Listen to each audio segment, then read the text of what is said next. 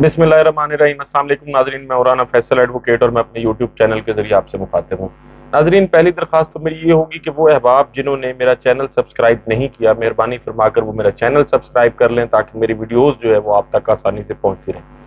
नाजरीन, आज की वीडियो में हम बात करेंगे, ये मेरे हाथ में जंग अखबार है, इसमें बजट है, इस बजट पे भी बात करेंगे। उसके साथ साथ जनूबी पंजाब में क्या खेल खेला जा रहा है उस खेल के बारे में भी आपसे बात करेंगे, और रियासती तरजीहात क्या हैं और रियासत इस वक्त किस चीज़ पर फोकस किए हुए है उस पर भी आपसे बात करेंगे। कप्तान जो हैं उनका नाम लेने पर पाबंदी लगा दी गई है कुछ दिनों से, और मीडिया जो है वो बड़ा फीका, खसूसन इलेक्ट्रॉनिक मीडिया जो है, जो पाकिस्तान में टीवी चैनल हैं, वो चूंकि नाम लेने की पाबंदी नहीं है इसलिए वो पहले जैसा मज़ा जो है वो खुद चैनल मालकान को भी नहीं आ रहा, एंकर्स को भी नहीं आ रहा, उस पर भी आपसे बात करेंगे। नाजरीन, इस वक्त मेरे सामने ये जो बजट दस्तावेजात है ये मौजूद है।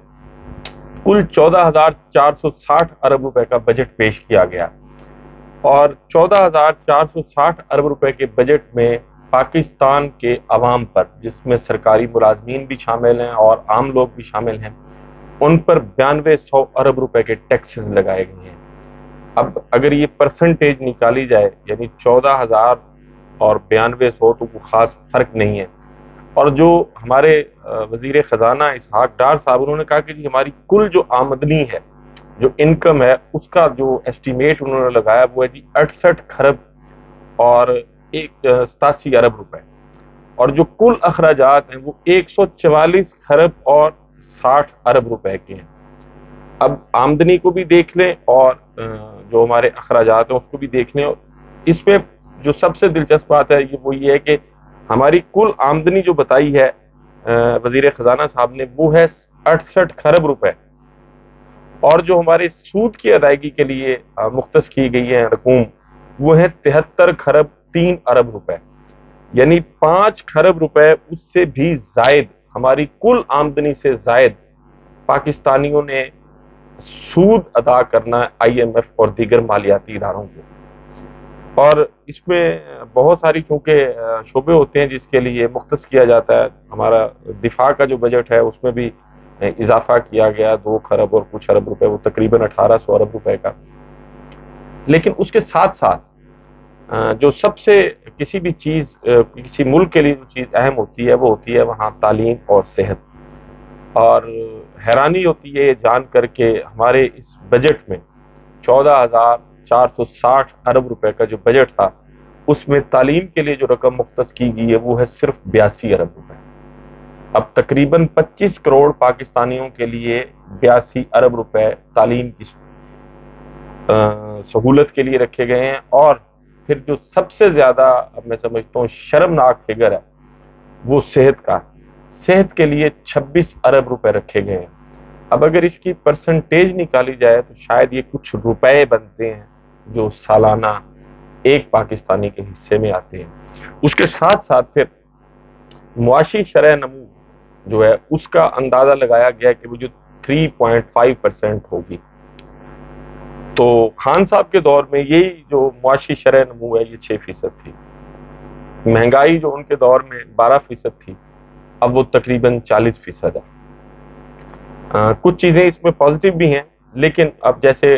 इंडस्ट्रीज को थोड़ा सा रिलीफ दिया गया, लेकिन वो रिलीफ देने का फायदा जब आपकी इंडस्ट्री बंद हो गई है, जब आपकी इंडस्ट्री बांग्लादेश और दीगर ममालिक में मुंतकिल हो गई है, तो अब वो अगर आप रिलीफ दें भी तो उसका कोई फायदा नहीं है। तो मजमूई तौर पर ये जो बजट है इसमें ये कहा जा सकता है कि सरकार और कार्य सरकार में वो लोग जो सरकार के मुआविन हैं उनके लिए तो सोचा गया है, और जो इससे हटकर लोग हैं पाकिस्तान में, यानी जो सरकारी मुलाजमीन नहीं है, किसी सरकारी या नीम सरकारी इदारे के मुलाजिम नहीं है, नीम सरकारी इदारे के, उनके लिए इसमें कुछ नहीं कहा गया। हाँ, कुछ बेनजीर इनकम सपोर्ट प्रोग्राम के लिए पैसे बढ़ाए गए हैं, को 35 अरब रुपए जो है वो तकरीबन रखे गए हैं सब्सिडीज के लिए जो यूटिलिटी स्टोर पर है। अब उसके असरात आम आदमी तक पहुंचते हैं नहीं पहुंचते, इसके बारे में जो है वो कुछ नहीं कहा गया। अमूमन होता यही है कि वो पैसे जो किसी सब्सिडी की मद में रखे जाते हैं तो उसका एक बहुत ही कलील हिस्सा जो है वो आम लोगों तक पहुंचता है। तो मजबूरी तौर पर मैंने ये जितना बजट को, हालांकि मैं कोई मुआशी माहिर नहीं हूँ, جو اس کا پوری طرح سے انالیسس کر سکوں، لیکن جو میں نے چیدہ چیزیں دیکھی ہیں،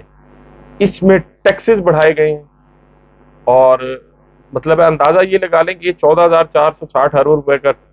بجٹ ہے، اور اس میں 9200 ارب روپے جو ہے وہ اس میں وفاقی اور صوبائی دونوں ٹیکسز شامل ہیں۔ جو ایف بی آر کا بجٹ ہے، سوری، جو ان کا تخمینہ ہے محصولات کا، وہ 9200۔ اب یہ 9200 ارب روپیہ اس ملک کے لوگوں سے لیا جائے گا ٹیکسز کی صورت میں، جو پہلے ہی مہنگائی، بے روزگاری اور لا اینڈ آرڈر کی خراب صورتحال کے پیش نظر بہت زیادہ معاشی مشکلات کا شکار ہے۔ تو اس حکومت کی ترجیحات کیا ہیں، اس سے اندازہ ہوتا ہے کہ تعلیم کے لیے 82 ارب ہے، صحت کے لیے 26 ارب ہے، اور باقی جو چیزیں ہیں وہ بھی آپ کے سامنے آ گئی ہیں۔ تو مجموعی طور پر اگر دیکھا جائے تو یہ بجٹ جو ہے یہ ایک ناکام بجٹ ہے۔ وہ ایک الزام لگایا جاتا ہے اسحاق ڈار پر بہت سے لوگوں کی جانب سے کہ یہ انہوں نے آئی ایم ایف کو بھی ذیلی اعداد و شمار پیش کر کے ماموں بنانے کی کوشش کی تھی، اور پھر انہوں نے ماموں بنا بھی لیا تھا تو وہ ساری چیزیں بعد میں پکڑی گئیں۔ تو اس میں بھی یہی لگتا ہے کہ عوام کو ماموں بنانے کی کوشش کی جا رہی ہے، اپنے جو عللے تللے ہیں وہ کم نہیں کیے جا رہے، اور خصوصاً جو سرکاری دورے ہیں جو وزیر اعظم اور ان کی کیبنٹ کے ہیں، ان کے لیے بھی اربوں روپے مختص کیے گئے ہیں۔ تو ایک ایسا غریب ملک جس کی معیشت جو ہے وہ، جیسے خواجہ آصف صاحب کہتے ہیں کہ جی یہ تو وینٹیلیٹر پہ ہیں، تو پہلے ہی وینٹیلیٹر پہ ہے، وہاں اس قسم کے شاہانہ اخراجات جو ہیں، حکومت ایک طرف لوگوں کو کفایت شعاری کا درس دیتی ہے، دوسری طرف جو ہے وہ ان پر ٹیکسز میں جو ہے اضافہ کیا جا رہا ہے، اور اپنے جو عللے تللے اور اخراجات ہیں ان میں کوئی کمی نہیں کی جا رہی۔ تو میں یہ سمجھتا ہوں مجموعی طور پر کہ ایک ناکام بجٹ ہے، اعداد و شمار کا گورکھ دھندا ہے۔ عوام کے لیے جس نے تعلیم حاصل کرنی ہے وہ، اس کے لیے پیسے نہیں ہیں، اس کے لیے دعا ہے رب زدنی علما، اور جو لوگ ملازمت جن کی نہیں ہے یا جن کے کاروبار نہیں ہے تو وہ من فضل ربے کی دعا کریں، اور جن کے پاس کچھ بھی نہیں ہے وہ پڑھتے رہیں ان اللہ مع صابرین۔ تو حکومت نے یہ وظائف بتائے ہیں، لگتا یہی ہے اس بجٹ کی۔ ناظرین، اس کے بعد ہم بات کرتے ہیں کہ پنجاب میں جو کھیل کھیلا جا رہا ہے، ویسے تو پورے ملک میں کھیلا جا رہا ہے، پاکستان تحریک انصاف کو کرش کرنے کے لیے حکومت جو ہے وہ اس کی پوری اپنی جو جبر ہے وہ مختلف ریاستی اداروں کے ذریعے کیا جا رہا ہے پاکستان تحریک انصاف پر، اور کسی حد تک پاکستان تحریک انصاف کے بہت سارے جو نوٹیبل اور الیکٹیبلز لوگ تھے ان کو توڑنے میں حکومت کامیاب رہی ہے۔ اس میں جو تھے اپنا جو مین سٹریم کی پاکستان تحریک انصاف کی لیڈرشپ تھی، اس میں پرویز خٹک صاحب، شاہ محمود قریشی صاحب، اسد کیسر صاحب تو ابھی موجود ہیں، لیکن عمران اسماعیل صاحب ہیں سندھ سے دیکھا جائے، علی زیدی صاحب ہیں، فواد چودھری صاحب ہیں، عامر کیانی ہیں، اور جو دیگر لوگ ہیں وہ بہرحال چھوڑ کے چلے گئے ہیں۔ ان لوگوں نے پہلے نمناک آنکھوں سے روتے ہوئے پارٹی چھوڑی تھی اور یہ کہا تھا کہ جی ہمارا سیاست سے کوئی تعلق نہیں ہے، ہم بریک لے رہے ہیں،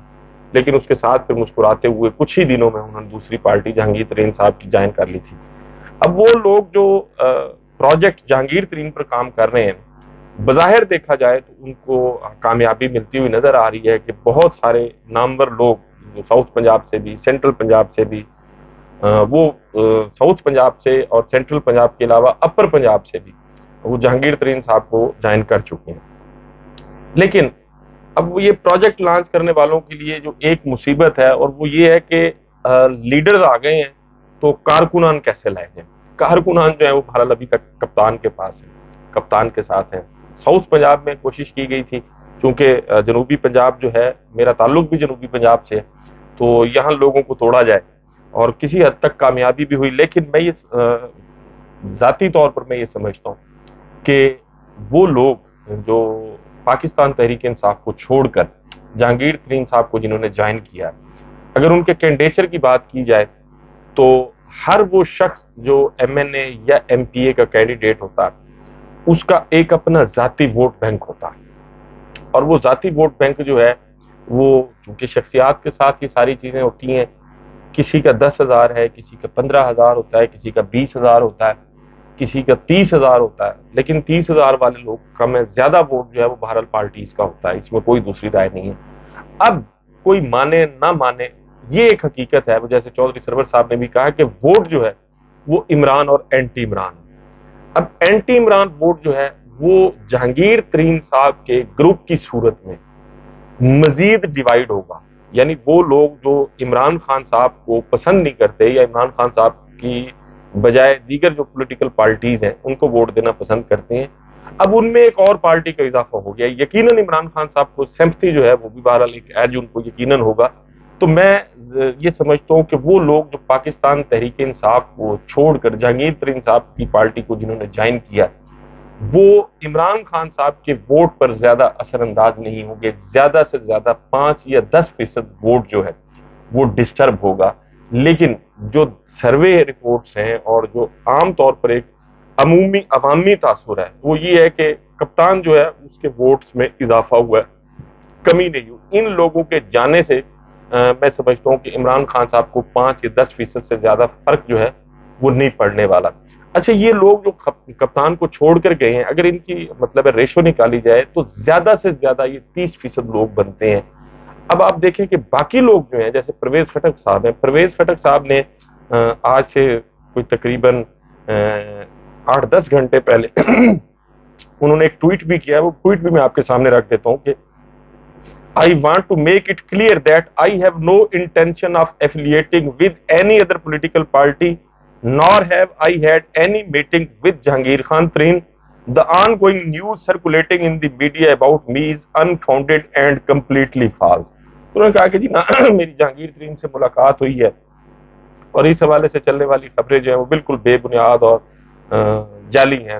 فرضی ہیں، ان کا حقیقت سے کوئی تعلق نہیں. اس کے ساتھ ساتھ شاہ محمود قریشی صاحب ابھی تک ویسے موجود ہیں، اسد کیسر ہے، علی محمد خان ہیں، شہریار افریدی ہیں، مراد سعید ہیں، عمر ایوب ہیں، حماد اظہر، یاسمین راشد، محمود الرشید، عامر ڈوگر، اجاز چودھری اور بھی بہت سارے. تو 70% لوگ جو ہے وہ ابھی بھی کپتان کے ساتھ موجود ہیں. تو ان حالات میں اگر الیکشن کی طرف جایا جاتا ہے اور الیکشن ہوتا ہے تو مجھے نہیں لگتا کہ عمران خان صاحب جو ہے ان کو کچھ زیادہ سیاسی نقصان ہوگا. ان کا ووٹر جو ہے وہ ابھی تک ان کے ساتھ اٹیچ موجود ہے. لیکن یہاں جو کچھ ہو رہا ہے سیاسی وفاداریاں تبدیل کرانے کے لیے، میرا چونکہ میں پہلے بھی ذکر کیا کہ میرا تعلق ساؤتھ پنجاب سے، تو یہاں ابھی بھی پولیس جو ہے وہ پاکستان تحریک انصاف سے تعلق رکھنے والے ایم این ایز اور ایم پی ایز کے گھروں پر چھاپے مار رہی ہے. اور بلکہ اب تو انتہائی معذرت کے ساتھ قائدی صاحب اگر آپ سن رہے ہیں تو میں اپنے اس کہے گئے ایک ایک لفظ کا ذمہ دار ہوں کہ پولیس جو ہے وہ اب پولیس سے زیادہ ڈکیٹ کا کردار ادا کر رہی ہے. اب جس ایم این اے اور ایم پی اے کے گھر چھاپا مارا جاتا ہے ان کی گاڑیاں اٹھا لی جاتی ہیں، ان کے گھر سے الیکٹرانکس کا سامان اٹھا لیا جاتا ہے، اور اگر سامان نہ اٹھایا جا سکے تو پھر اس کو توڑ دیا جاتا ہے. پاکستان تحریک انصاف سے تعلق رکھنے والے لوگوں کو ذہنی اذیت دی جا رہی ہے. اب ایک طرف محترمہ مریم نواز صاحبہ جو ہیں انہوں نے جلسے کا اعلان کر دیا ہے، لیکن کیا پنجاب کی حکومت جس طرح مریم نواز کو فیسیلیٹیٹ کرے گی جلسے کے لیے، کیا عمران خان صاحب کو بھی ایسے فیسیلیٹیٹ کیا جائے گا؟ اگر تو جواب اس کا یہ ہے کہ جی ان کو بھی فیسیلیٹیٹ کیا جائے گا تو پھر بات سمجھ میں آتی ہے. پاکستان تحریک انصاف سے تعلق رکھنے والا کوئی ایکٹیو پولیٹیکل جو بھی سیاسی کارکن ہے اس کو M N As M P As تو دور کی بات ہے، ان کو بھی گھروں سے نہیں نکلنے دیا جا رہا. پنجاب پولیس جو ہے اس وقت عملاً ایک جلاد کا کردار ادا کر رہی ہے پاکستان تحریک انصاف کے لیے. لیا کی تحصیل کروڑ سے ایک ایم این اے ہیں مجید خان نیازی صاحب، ان کے گھر پر ریڈ کیا گیا، وہ گھر موجود نہیں تھے تو ان کی 3 گاڑیاں اٹھا لی گئی ہیں. اب یہ ایک ایسی ڈکیٹی ہے جو سرکاری اسلحہ،